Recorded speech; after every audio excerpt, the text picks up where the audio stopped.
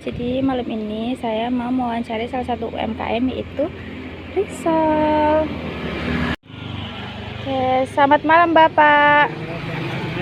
Oke, maaf Bapak, sebelumnya saya mau tanya, kalau untuk mengenai usaha bisnis Risol ini sudah berapa lama ya Bapak? Tepatnya itu sudah jalan 5 bulan. 5 bulan ya Bapak. Kalau untuk latar belakang bisnis ini sendiri, Bapak memiliki latar belakangnya nggak Bapak? Kayak untuk menyalurkan hobi atau menambah pemasukan atau bagaimana? Maksudnya gimana nih? Latar belakang usahanya. Oh, ini sebenarnya kan karena saya nggak kerja lagi, udah pensiun. Terus Nggih. anak saya punya ide. Dia bilang, saya bikin warung risol, mau nggak ayah menjaganya biar ada kegiatan dan ayah gitu. Jadi kami dibikin jalan, lomba apa semua, saya ya sampai ya alhamdulillah bertahan sampai tahun ini. Untuk perharinya itu Bapak atau per minggunya gitu bisa menghabiskan berapa pieces risol Bapak kira-kira? Rata-rata karena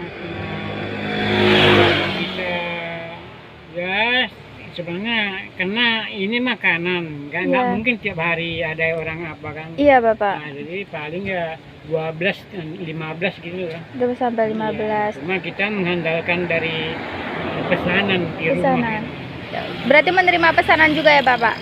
Ya inilah nanti mau bikin pesanan untuk besok. Untuk Ada besok. pesanan juga kemarin juga ada. Kami tutup kemarin. Gitu.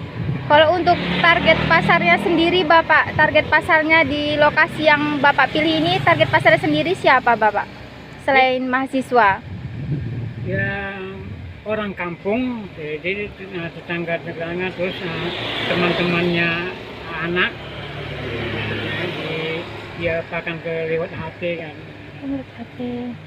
Untuk bisnis Bapak ini sendiri itu sudah ada kayak logo bisnisnya belum Bapak? Atau mungkin media sosialnya?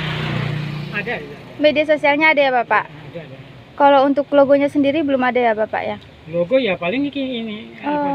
bisa divideokan juga gitu. Nah, itu logo Iya. apanya. Logonya. Cuman kalau untuk logo yang kayak mau ditaruh di kemasan gitu belum ada perencanaan ya Bapak?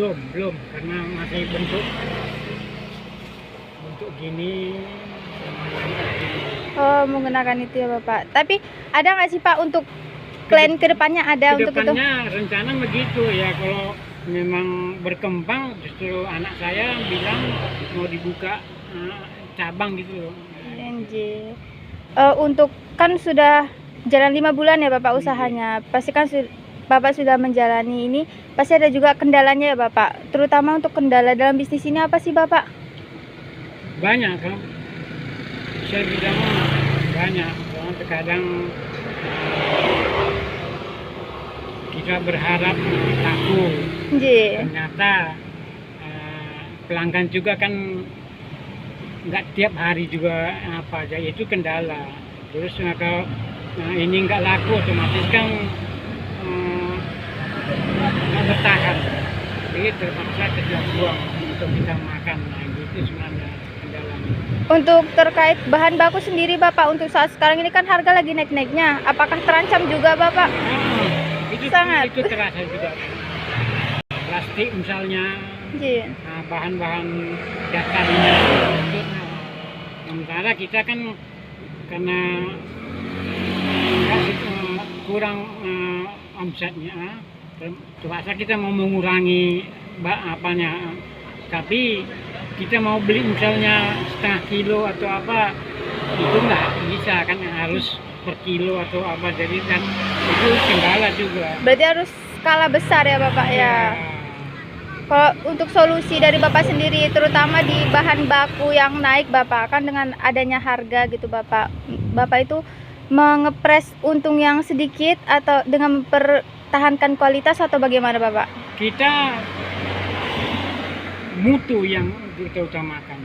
Bagaimanapun ini sebenarnya penghasilan per bulannya itu cuma 100.000. Ya, rata-ratanya 2 juta.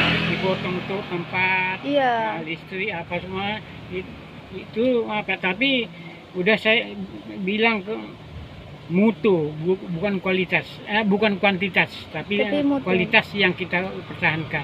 Oh, Jadi iya. dapat untung yang itu yang dikasih dari Allah, ya Allah. itu kita terima. Iya. Berarti dengan mempertahankan kualitas yang tinggi tapi dengan harga yang terjangkau juga ya Bapak ya. Ya, Untuk solusi Bapak untuk anak muda ke depannya yang mau memulai usaha gitu Bapak, mungkin Bapak ada masukannya. Mungkin kan kalau anak muda kan takut ya Bapak mau memulai aja itu. Mungkin masukan dari Bapak ada? masukan untuk orang lain atau Mungkin untuk orang lain atau untuk ya seluruh apa ya, masukannya kalau kita udah memutuskan suatu usaha, jangan takut, jangan khawatir, jangan cemas bahwa apapun yang kita lakukan kalau itu halal, lambat laun pasti ada peningkatan. Tahanlah bahwa dan kembali kita menyerahkan diri kepada Allah, pasti Tuhan mendengarkan doa kita. Mungkin itu dari beberapa pertanyaan saya Bapak untuk menganalisis dari UMKM gitu. Sebelumnya mohon maaf mengganggu waktunya.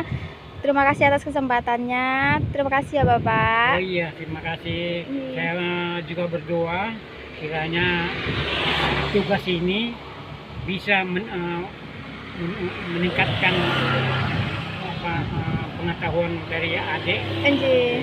Saya berdoa agar semakin giatlah, karena pendidikan adalah modal utama kita untuk masa depan. Anjir. Terima kasih banyak Bapak.